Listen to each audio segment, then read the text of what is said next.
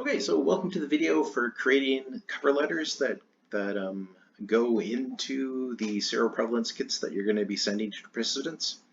Let's start off with a spreadsheet here. This is a spreadsheet that's going to be populated with participants who recently completed the online survey that's being administered by OHS. So each Monday you'll get a list of participants who've completed this questionnaire and now are eligible to receive a seroprevalence kit. So it'll consist of these sorts of columns. So like the first name, last name, address, city, province, postal code, and then likely some ID that OHS has sent you that allows you to identify which participants have completed the questionnaire now. I've added a column at the end here. It's called barcodes. So this is where we're going to electronically assign a COVID study ID. Now, how do you figure out what barcode you're going to add here?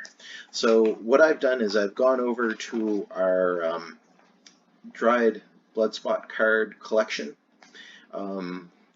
They're in these cardboard sleeves, and I've looked at our collection and found the lowest barcode. So let me scan it in here. So this is the lowest one that we currently have in our collection. And so after that, there's an increasingly larger number of COVID study IDs in this cardboard sleeve, which I'm now assigning to a group of participants. So this is the lowest number, so all you need to do is click over here on this corner and fill it down to the bottom of your participants. And you'll see that it increases by 1 each time. And so you'll be able to use these blood spot cards with this particular mail merge that you're doing.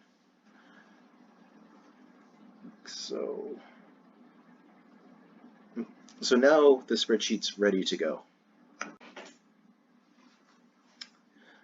Okay, so we have a spreadsheet that we're going to be using that's now populated with the COVID study IDs. Now what I've done is open up the Microsoft Word cover letter. This is the one that's been approved by the Ethics Review Board, and now we're going to use that spreadsheet to populate the fields as part of our mail merge.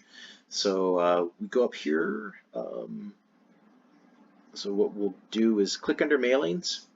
You want to start your mail merge. So we'll go down here to the step-by-step mail merge wizard that will lead us through all of the steps for going through and creating these cover letters. So our first step is selecting the spreadsheet that we're just created. So in this case, I've named it Kit Mailout July 7th. So I'll click on that and open it.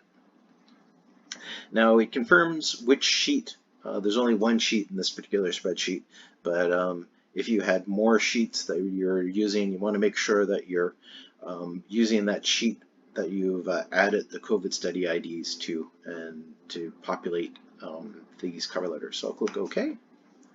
That's great, and it'll show me sort of a summary so I can look it over to make sure that the data looks great and that everything's in that I think it should be, and also that I have the right number of participants, which is always a good check.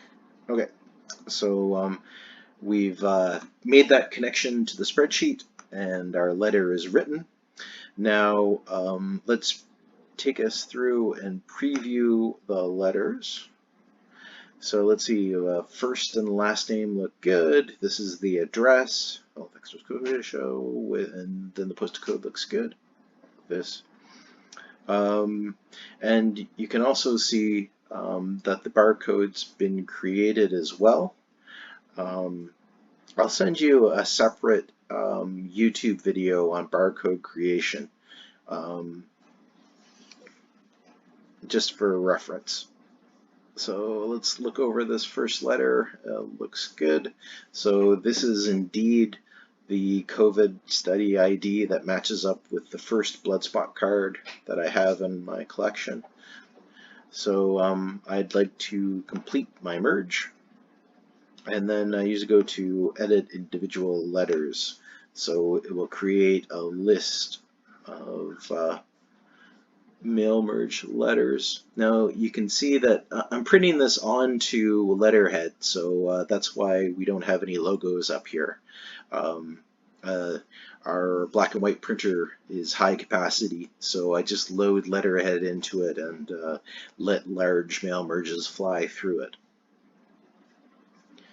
Alright, so I just give it a general look. Now what I would do is put the letterhead into the printer and just run the print run.